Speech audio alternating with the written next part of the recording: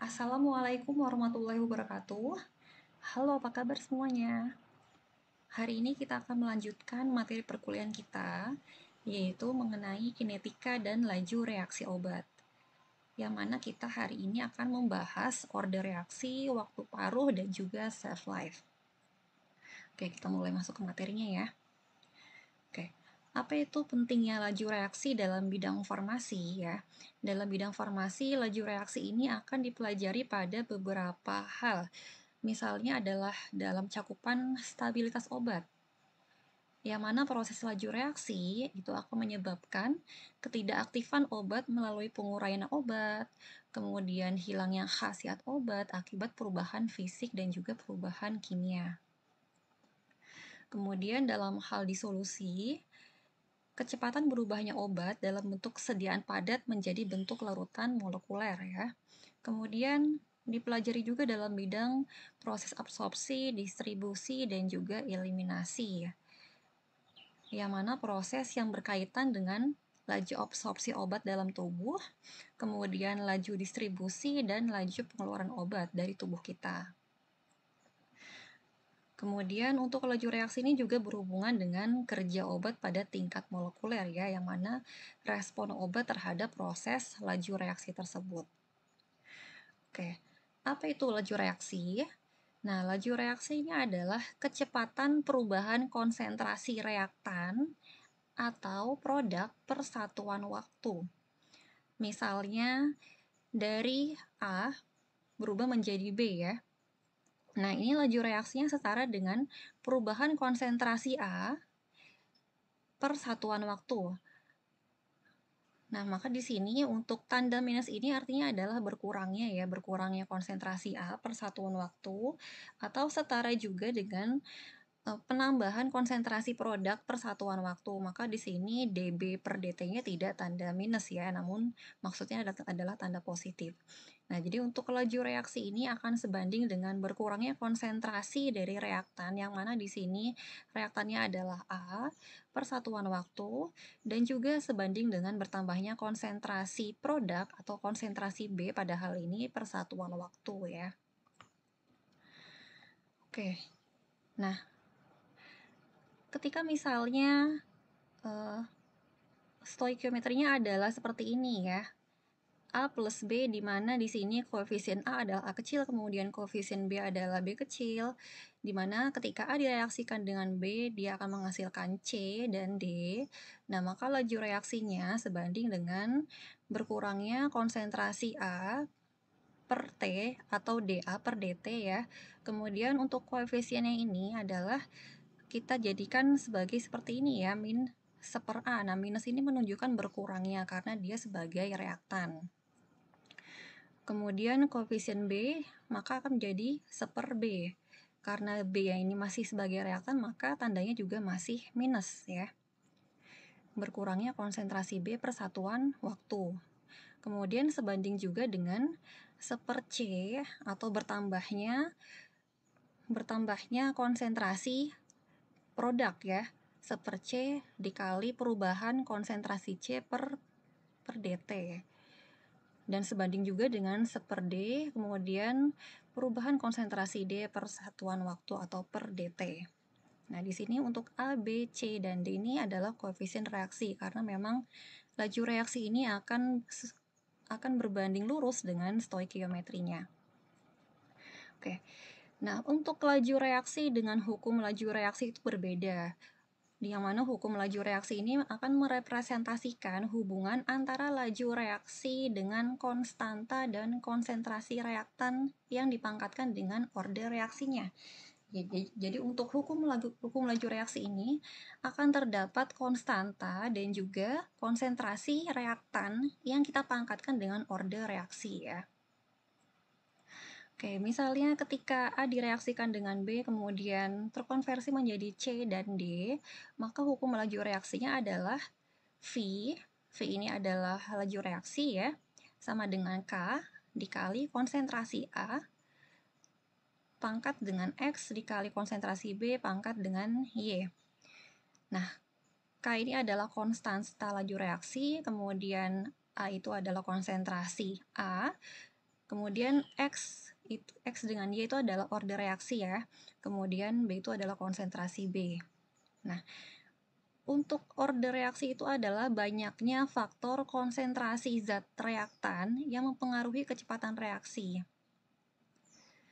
Kemudian untuk order totalnya bisa kita jumlahkan antara X ditambah Y ya.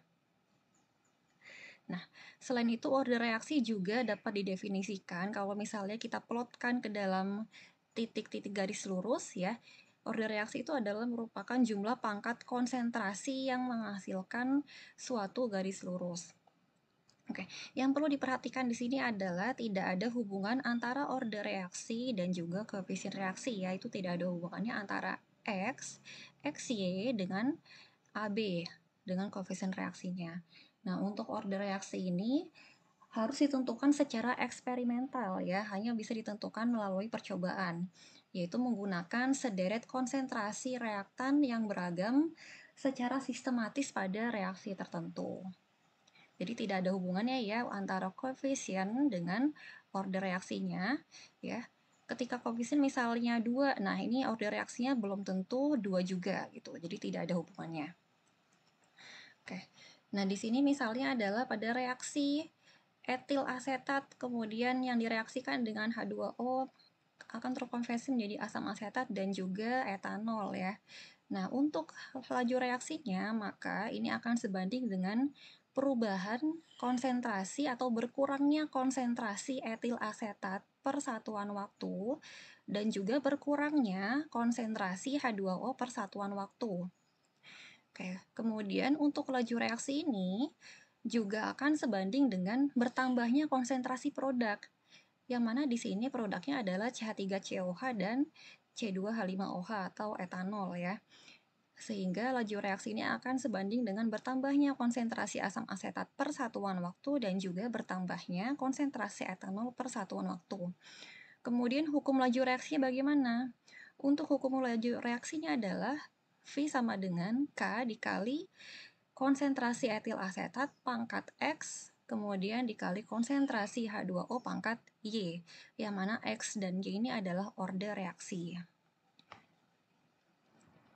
Oke, sekarang kita akan membahas mengenai satuan tetapan K atau konstantanya ya, baik pada orde 0, orde 1, maupun orde 2. Nah, untuk orde 0, maka dia pangkat dari konsentrasinya itu adalah 0 ya. Sehingga dapat kita tuliskan hukum laju reaksinya seperti ini. V sama dengan K0, V sama dengan K0 dikali konsentrasi A pangkat 0. Karena dia order 0, maka di sini pangkatnya adalah pangkat 0 ya. Nah, A dipangkatkan 0 berapa? Berapapun dipangkatkan 0, maka nilainya adalah 1 ya. Sehingga ini akan menjadi V sama dengan K0 ya. K0 itu maksudnya adalah tetapan pada orde 0. Sehingga menjadi K0. Kemudian di sini ada K1 tetapan pada orde 1, di sini ada K2 tetapan pada orde 2 ya. Oke. Nah, tadi untuk laju reaksi, laju reaksi itu sebanding dengan perubahan konsentrasi dari reaktan per satuan waktu ya, sehingga di sini kita tuliskan kembali. Nah, berkurangnya konsentrasi A per dt ya. Nah, ini sama dengan K0 dikali 1. Ini sama aja K0 kan sebenarnya, sehingga satunya tidak perlu lagi ditulis. Oke. Kemudian satuan dari konsentrasi itu apa? Satuan dari konsentrasi itu kan adalah mol per liter ya. Kemudian satuan dari waktu misalnya adalah dalam bentuk sekon atau detik. Nah, sehingga satuan dari tetapan K pada orde 0 adalah mol per liter per detik ya. Nah, di sini karena kita membicarakan mengenai satuan tetapan K, maka di sini kita harus menurunkan satuan dari laju reaksi pada masing-masing orde ya. Oke, kemudian kita bahas mengenai orde 1. Nah, untuk orde 1, maka hukum laju reaksinya adalah V sama dengan K1 karena orde 1, dikali A pangkat 1 ya ini sebenarnya. Namun karena A pangkat 1 maka tidak dituliskan lagi.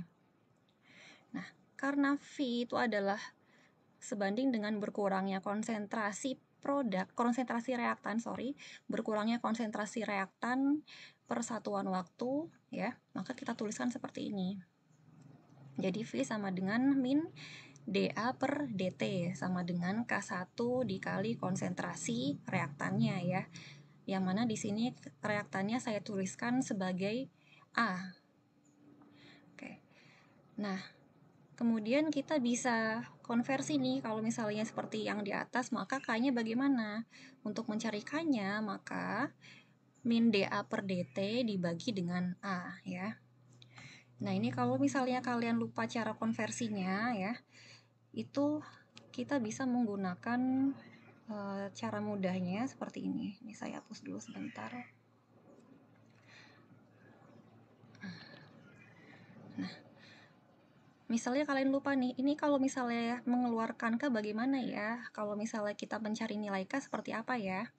Nah, itu kalian bisa misalkan 3, kita misalkan dengan angka ya. Kita misalkan sebagai K ini sebagai angka 3, kemudian A sebagai angka 2. 3 dikali 2 berapa? 3 dikali 2 adalah 6 ya. Nah, kita kan sekarang mencari nilai K nih. Kalau kita mencari K atau mencari angka 3, caranya gimana? Nah, 3 itu didapatkan dari 6 dibagi 2. Sehingga K kita dapatkan dari min dA per dt dibagi dengan konsentrasi A. Ya. Oke, sampai sini paham ya. Jadi kalau misalnya kalian lupa cara konversinya, ya, cara mengeluarkan K ini, nah silakan kalian konversikan sebagai angka-angka yang kecil ya, sehingga dapat mempermudah. Oke.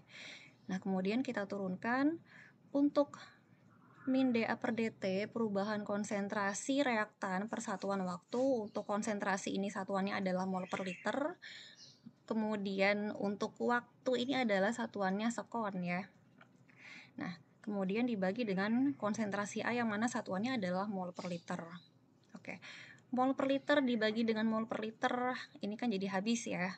Sehingga satuan dari tetapan K pada order 1 adalah sepersekon ya, atau seper dari waktu. Nah, sepersekon ini sebetulnya tidak terlalu mutlak ya, bisa saja misalnya satuan waktunya adalah menit, berarti tetapan K-nya adalah 1 per menit. Bisa juga misalnya tetapan K-nya 1 per bulan atau 1 per tahun ya, dan seterusnya. Yang jelas 1 per waktu gitu. Kemudian untuk satuan tetapan K pada orde 2, nah, hukum laju reaksi pada orde 2 adalah V sama dengan K2 dikali konsentrasi A pangkat 2. Karena di sini orde 2 sehingga di sini merupakan angka 2 ya.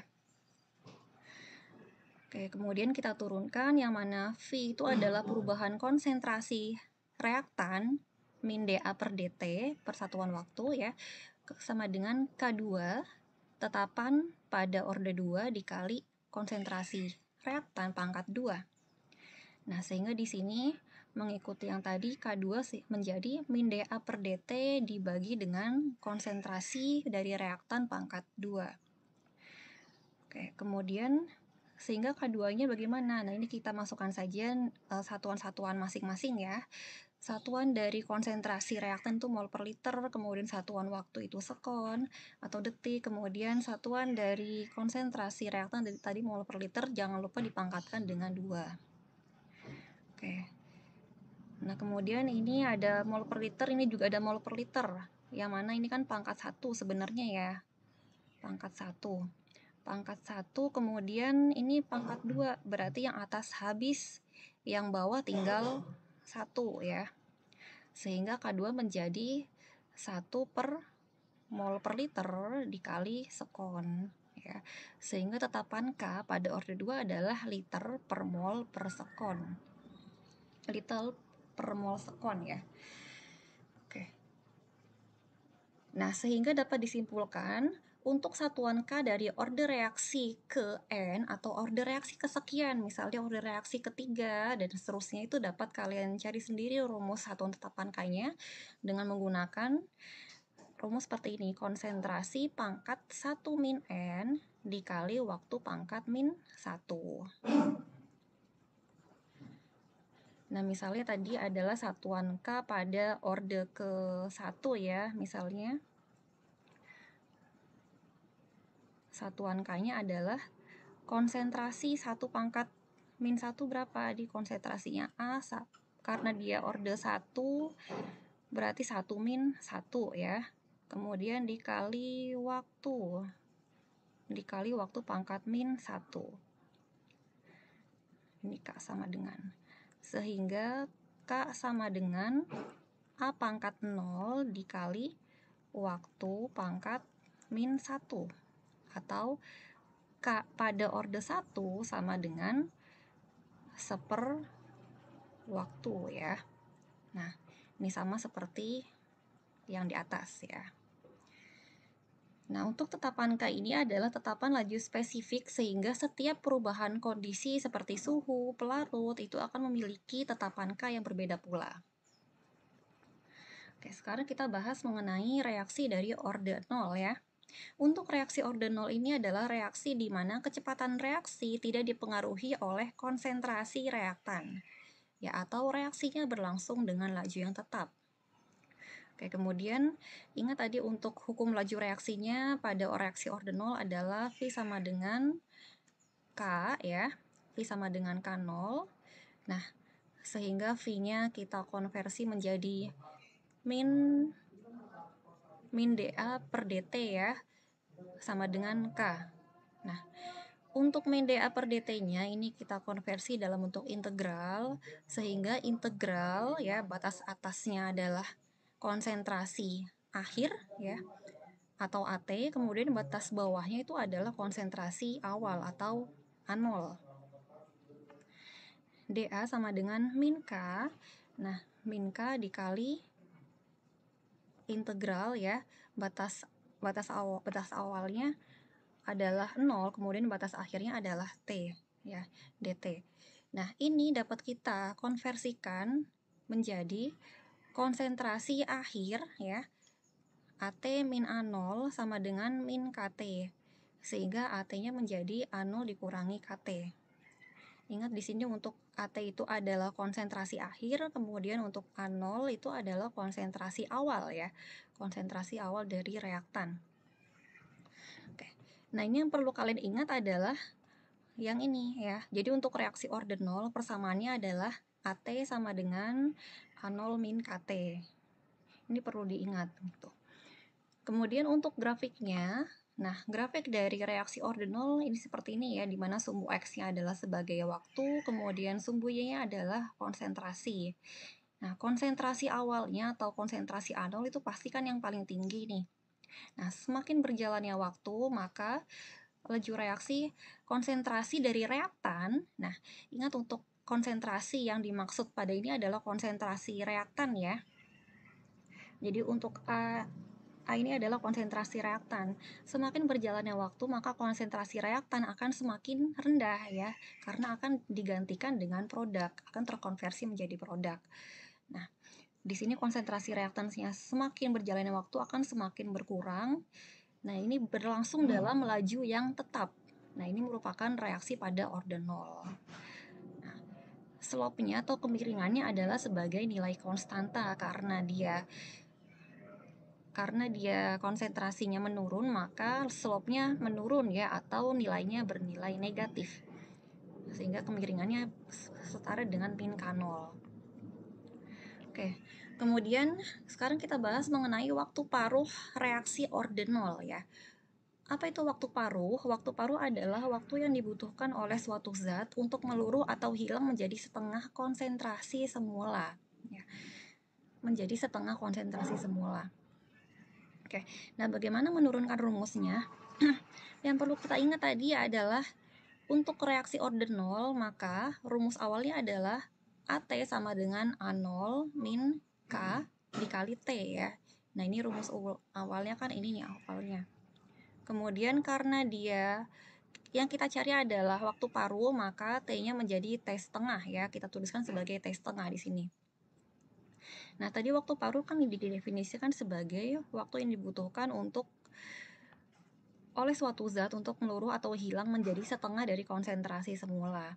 Sehingga konsentrasi akhirnya itu adalah setengahnya A0 ya. Konsentrasi akhirnya menjadi setengahnya A0. Kemudian A0-nya ini kita tetap dituliskan sebagai A0 saja. Kemudian ini tetap, K-nya tetap, T-nya karena dia waktu paruh kita tuliskan sebagai T setengah ya. Oke. Nah, ini bisa kita kelompokkan ya antara A0 dengan A0 ini kita kelompokkan ya. A0-nya pindah ke ruas kiri.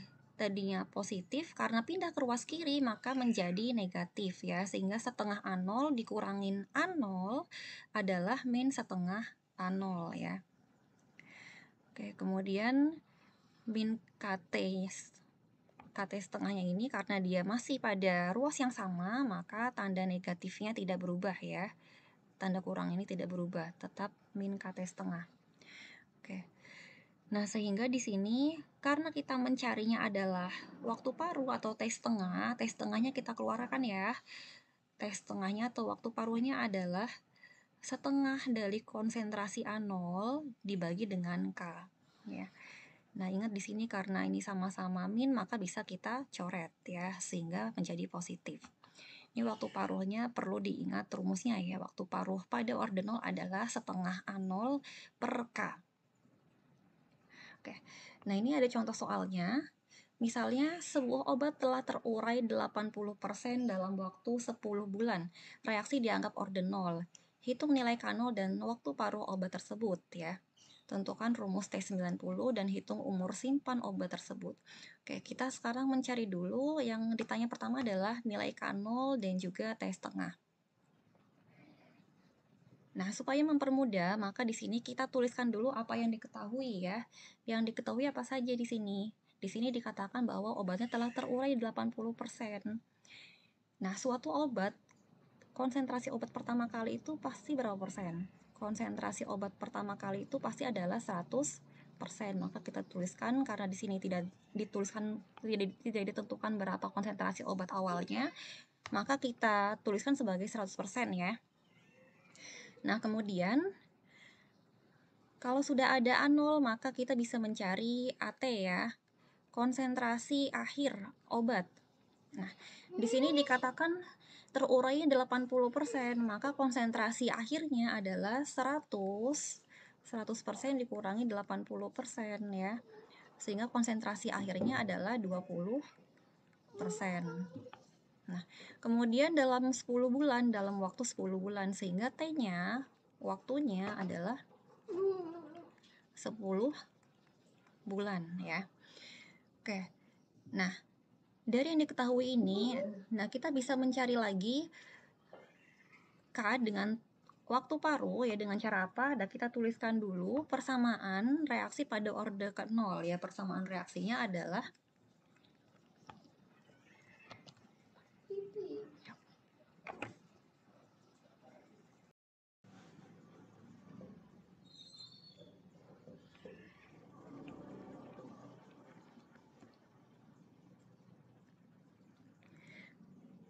AT sama dengan konsentrasi A0 min KT ya. Nah, ini kita masukkan saja. AT-nya berapa? AT-nya adalah 20%. Kemudian A0-nya 100%, min K dikali T. T-nya adalah 10 bulan ya. Sehingga K, nah ini 10 K-nya bisa kita keluarkan ya. 10K sama dengan, karena dia pindah ke ruas kiri, maka minusnya berubah menjadi positif ya. 10K sama dengan 100% min 20%-nya kan pindah ke ruas kanan, sehingga berubah menjadi negatif ya, min 20%. Oke, 10K sama dengan 80%, sehingga K itu adalah 80% per 10 ya. Sehingga menjadi 8%. Oke. Menjadi 8% per bulan ya. Kemudian tentukan waktu paruhnya. Nah, waktu paruhnya atau T setengahnya, ingat untuk T setengah itu rumusnya adalah setengah dikali konsentrasi A0 per K. Ya. Sehingga waktu paruhnya adalah setengah dikali 100 dibagi dengan K-nya adalah 8% ya. Nah, sehingga untuk waktu paruhnya ini adalah, nah ini 100%, 100 dikali setengah berapa? 100 dikali setengah itu adalah 50, kemudian 50 dibagi 8 itu adalah 6,25 ya, 6,25. Oke, kemudian satuannya apa? Satuannya, nah karena tadi dari awal kita menggunakan satuan bulan, maka waktu paruh juga satuannya adalah sebagai bulan. Waktu paruh pada kondisi ini adalah 6,25 bulan atau 6/4 bulan. Ya. Oke, kemudian tentukan rumus T90 dan hitung umur simpan obat tersebut. Oke, untuk rumus T90 ini bisa kita dapatkan dari kita masukkan konsentrasi akhir 90% dari konsentrasi awal ke dalam rumus yang ini ya. Oke, nah untuk T90 itu juga dapat kita sebut sebagai umur simpan atau shelf life ya, yaitu waktu yang dibutuhkan oleh suatu zat supaya konsentrasinya menjadi 90% dari konsentrasi semula atau obatnya tersisa 90% ya. Kita tuliskan sebagai T90. Oke. Untuk persamaan reaksi ordenol ini adalah AT sama dengan A0 min K dikali T, karena dia kita cari T90 maka kita tuliskan sebagai T90 ya. Konsentrasi akhirnya itu 0,9 dari konsentrasi semula sehingga menjadi 0,9 dikali A0. Kemudian A0-nya tetap min K dikali T90. Nah, ini A0-nya kita kelompokkan sehingga A0-nya kita pindahkan ke ruas kiri ya, sehingga 0,9 A0 dikurangin A0 menjadi min 0,1 A0 ya. Kemudian sama dengan min K dikali T90. Oke, ini sama-sama minus kita coret, sehingga T90 menjadi 0,1 dikali konsentrasi A0 per K. Ini rumus dari T90 pada orde 0. Nah, tadi diminta hitung umur simpan obat tersebut, yang mana umur simpannya adalah setara dengan T90. Oke, nah kita masukkan saja di sini. Umur simpan dari soal yang tadi adalah 0,1 dikali A0. A0-nya berapa? A0-nya adalah 100% ya. Kemudian per K. Nah, nilai K-nya tadi adalah 6, nilai K-nya adalah 8% ya. Oke, sehingga kita dapatkanlah nilainya adalah untuk T90 atau umur simpannya yaitu 1,25 bulan ya. Ya. Nah, sekarang kita lanjut ke reaksi orde 1. Nah, untuk reaksi orde 1 ini, kecepatan reaksinya dipengaruhi oleh konsentrasi reaktan. Reaksi farmasetika yang sering terjadi misalnya adalah absorpsi obat dan juga degradasi obat ya. Ini adalah bentuk grafik dari reaksi orde 1. Sumbu X itu adalah waktu, kemudian sumbu Y itu adalah len dari konsentrasi reaktannya. Dalam bentuk len konsentrasi A ya. Nah, ini penurunan rumus reaksi orde 1. Yang mana untuk orde 1, maka hukum laju reaksinya adalah V sama dengan K dikali konsentrasi A ya. V-nya setara dengan perubahan konsentrasi reaktan per satuan waktu, sehingga kita tuliskan min dA per dt sama dengan K dikali konsentrasi A. Nah, kemudian kita tuliskan seperti ini, D konsentrasi A, perubahan A per konsentrasi A ya. Jadi A-nya kita pindahkan, kita tukarkan dengan dt. dt-nya kita pindahkan ke bagian kanan, konsentrasi A-nya kita pindahkan ke bagian kiri ya. Kita kali silang. Nah, dari penurunan rumus integral ini, maka didapatkanlah untuk rumus reaksi orde 1 ya, yaitu KT sama dengan len konsentrasi A0 per konsentrasi AT ya. Nah, ini perlu dihafalkan untuk persamaan reaksi orde 1. KT sama dengan len A0 per AT. Oke, bagaimana dengan waktu paruhnya? Untuk waktu paruhnya kita masukkan saja. Kita masukkan saja ke persamaan yang ini ya. persamaan KT sama dengan ln A0 per AT, yang mana AT-nya adalah setengah dari A0, sehingga kita dapatkanlah waktu paruhnya ln 2 per K ya. Ingat di sini A0 per setengah A0 itu sama dengan 2 ya. Ini hasilnya adalah 2. Sehingga waktu paruhnya adalah ln 2 per K. Nah, ln 2 itu nilainya adalah 0,693. Jadi waktu paruh untuk reaksi orde 1 dapat dituliskan sebagai T setengah sama dengan 0,693 per K. Ini perlu dihafalkan ya rumusnya. Kemudian untuk rumus shelf life-nya atau T90-nya. Nah, kita masukkan saja ya pada konsentrasi akhirnya sebagai 0,9 dari A0. Sehingga setelah dihitung-hitung akan menjadi T90 sama dengan 0,105 per K. Oke. Nah, ini contoh soalnya. Larutan penisilin yang mengandung 500 unit per mili memiliki waktu paruh 10 hari.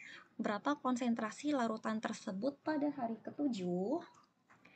Nah, 500 unit per mili ini apanya? 500 unit per mili ini adalah konsentrasi awal ya, atau kita tuliskan sebagai A0.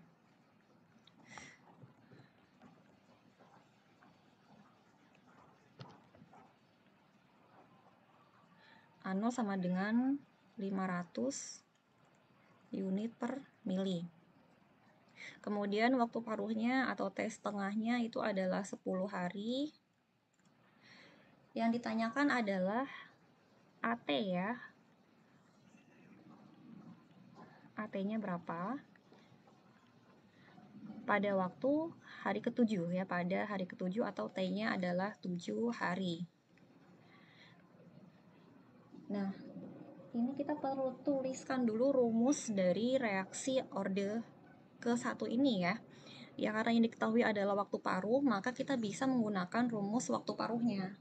Ya, yang mana waktu paruh itu adalah pada orde 1, T setengah sama dengan 0,693 per K ya. Nah, nanti kita dapatkan nilai K-nya berapa. T setengahnya 10 hari, kemudian ini 0,693 per K. Sehingga K-nya atau konstantanya adalah 6 dibagi dengan 0,693 dibagi dengan 10 ya. Sehingga menjadi 0,0693. Ini nilai K-nya. Nah, kemudian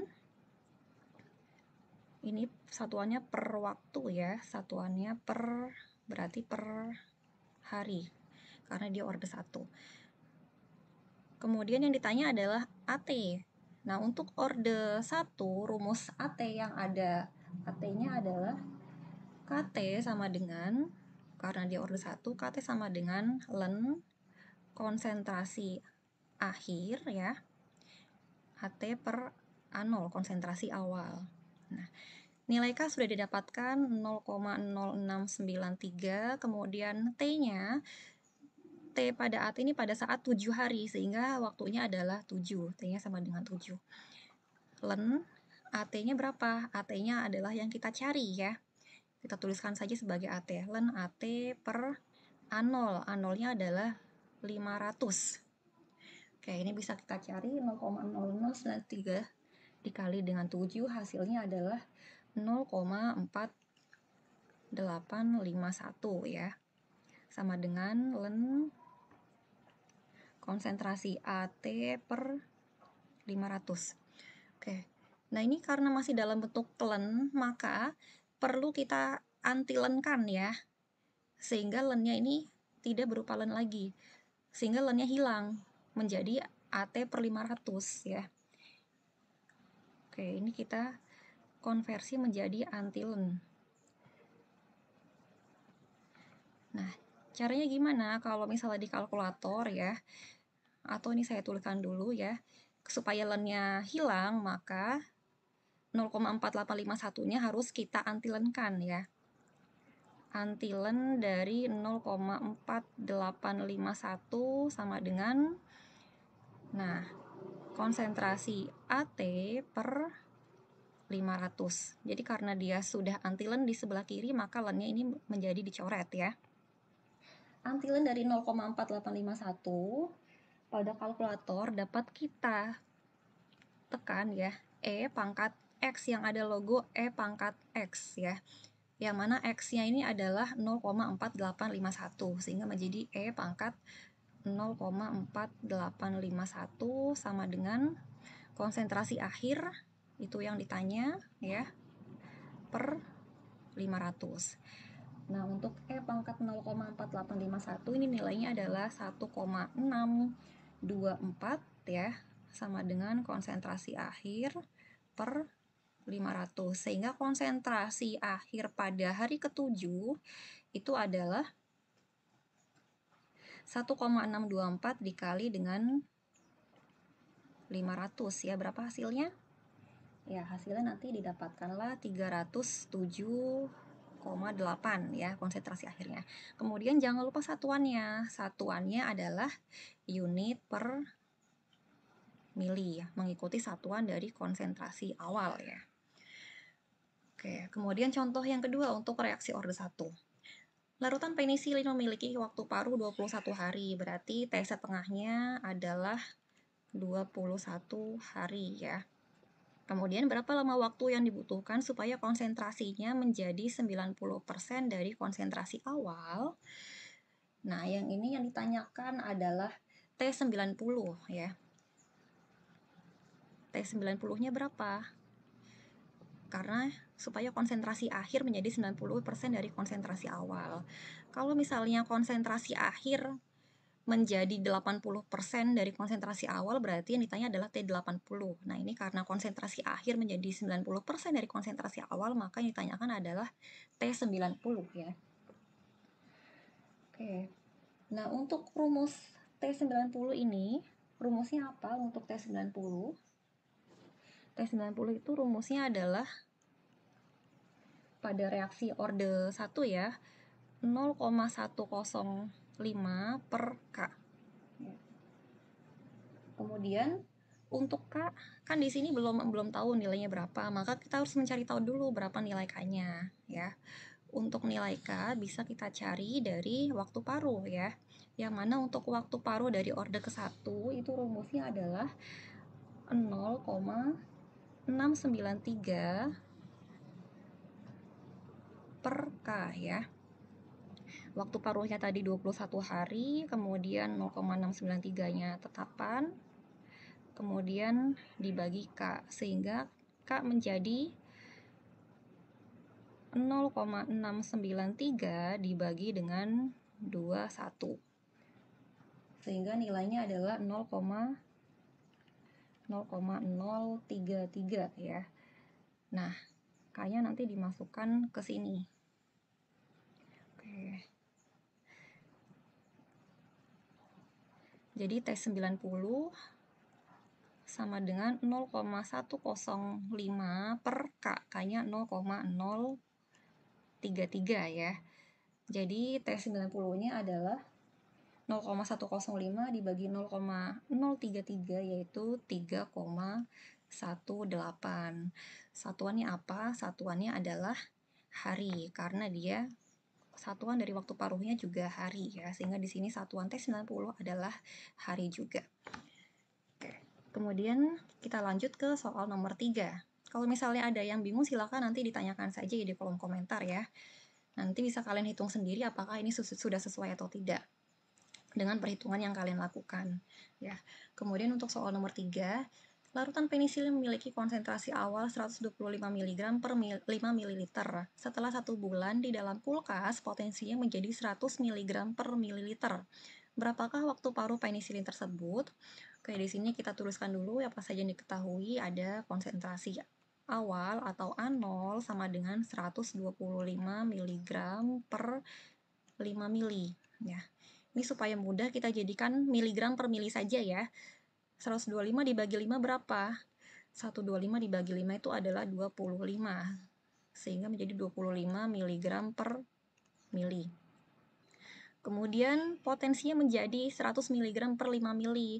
Artinya ini adalah konsentrasi akhir ya. 100 mg per 5 mili. 100 bagi 5 adalah 20. 20 mg per mili. Berapakah waktu paruh penisilin? Waktu paruh itu adalah T1/2. Nah, ingat untuk rumus waktu paruh dari reaksi orde ke-0 ya, reaksi orde 1, rumus waktu paruhnya adalah T1/2 sama dengan 0,693 per K ya. Nah, di sini apakah K-nya sudah diketahui? K-nya ternyata belum diketahui ya. Nah, maka kita perlu cari dulu berapa nilai K-nya ya. Untuk mencari nilai K, maka kita harus masukkan ke dalam persamaan reaksi orde 1, yaitu Kt sama dengan ln A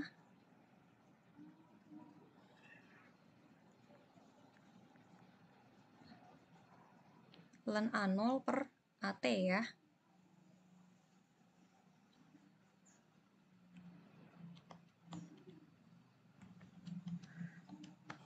Oke. Nah, di sini untuk T-nya itu 1 bulan.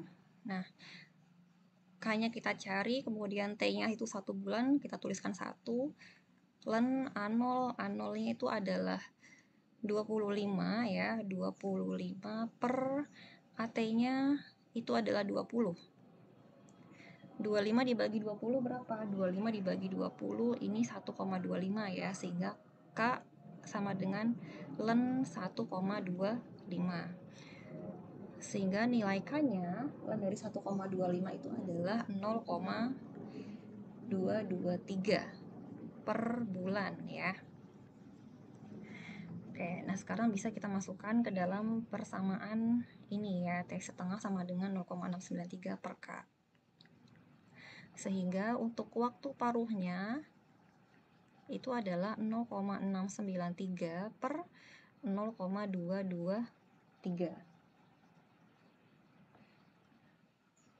Sehingga menjadi berapa ini?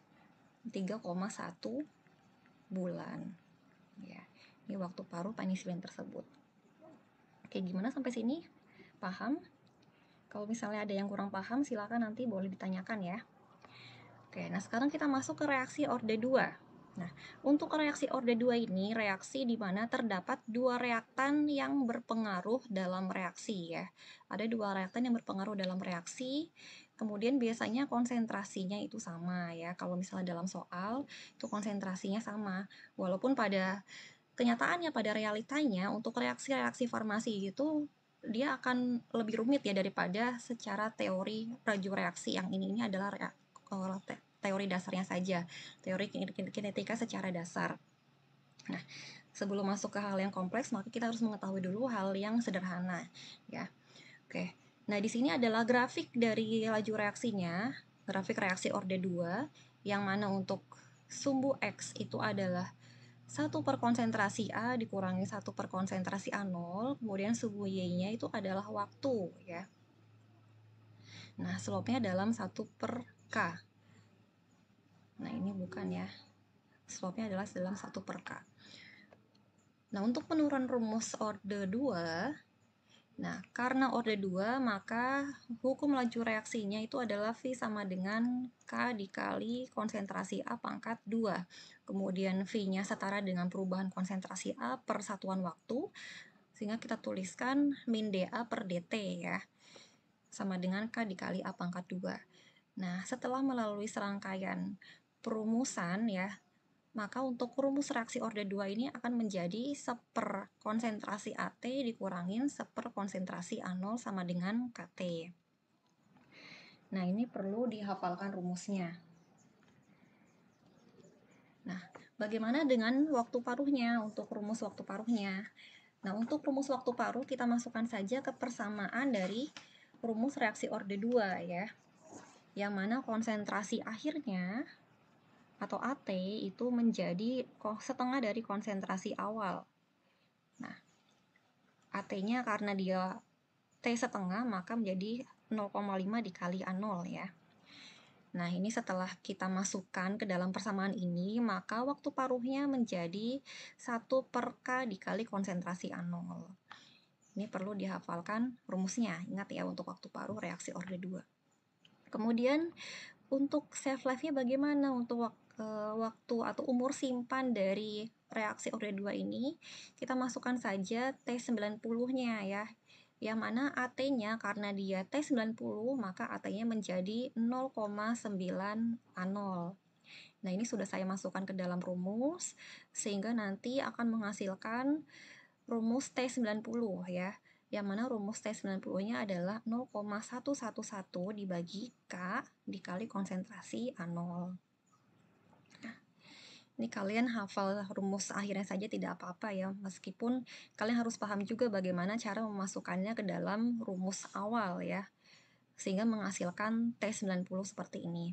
Karena nanti bisa saja ditanyakan bagaimana T80 ya, T80 kemudian T95, T70. Nah, ini bisa saja ditanyakan di soal. Sehingga kita harus memahami bagaimana cara memasukkannya ke dalam rumus. Nah, sehingga saya di sini menuliskan bagaimana cara memasukkannya ke dalam rumus sehingga didapatkanlah T90. Oke. Nah, ini contoh soalnya untuk reaksi orde 2. Reaksi saponifikasi etil asetat pada 25 derajat Celcius. Yang mana reaksinya adalah etil asetat yang direaksikan dengan NaOH, maka dia akan menjadi natrium asetat dan etanol ya. Konsentrasi awal etil asetat dan NaOH masing-masing 0,01 molar.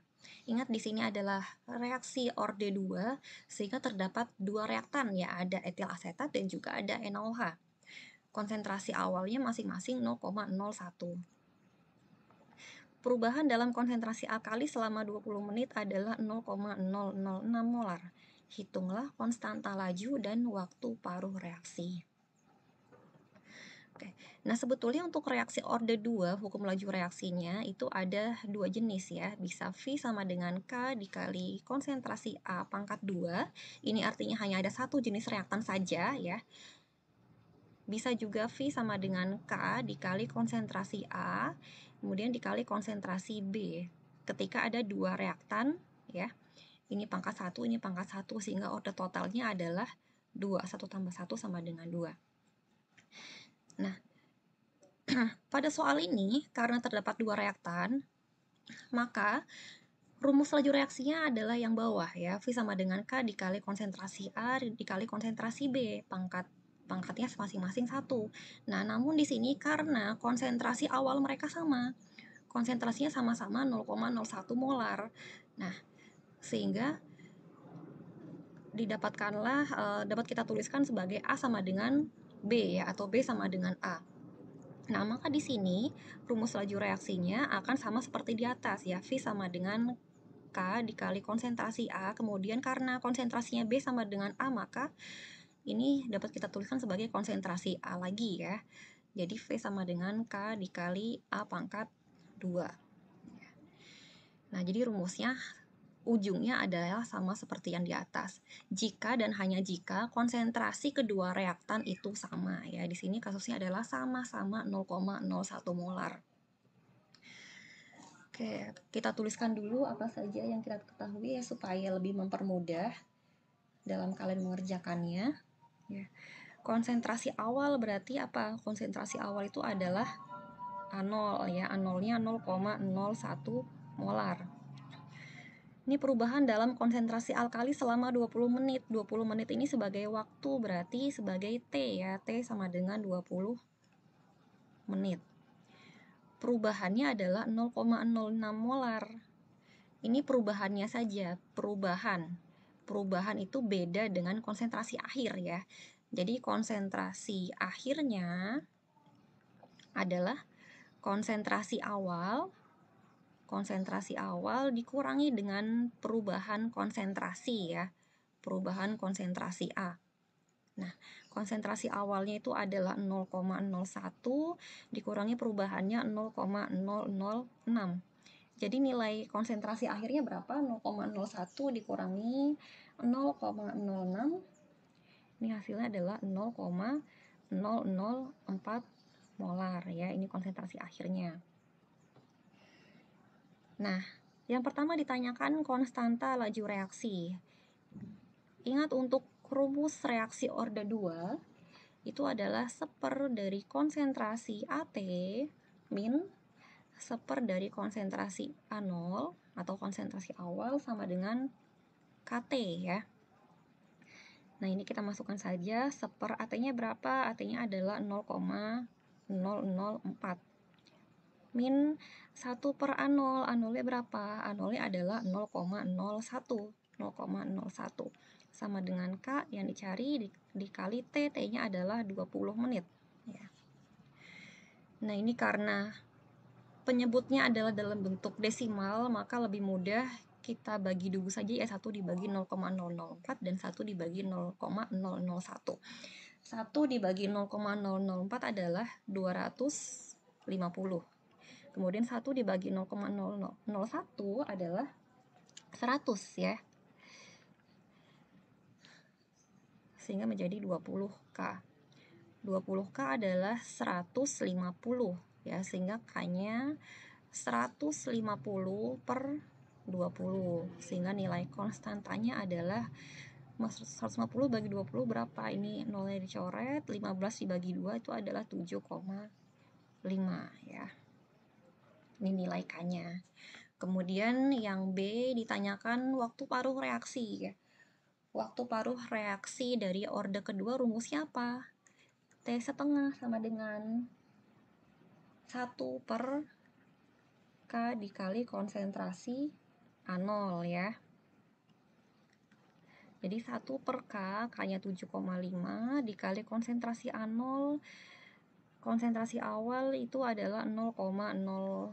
1 dibagi 7,5 dikali 0,01 itu silakan dihitung, nanti hasilnya dapatkan 13,33 ya. Satuannya apa? Satuannya karena satuan waktu di awal adalah menit, maka di sini juga kita tuliskan sebagai menit ya. Oke, jadi ini hasilnya.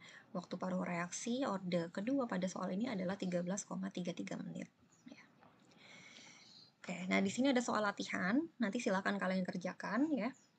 Dan jawabannya silakan dituliskan pada kolom komentar YouTube di bawah ya. Suatu larutan obat dianggap memiliki orde reaksi kedua.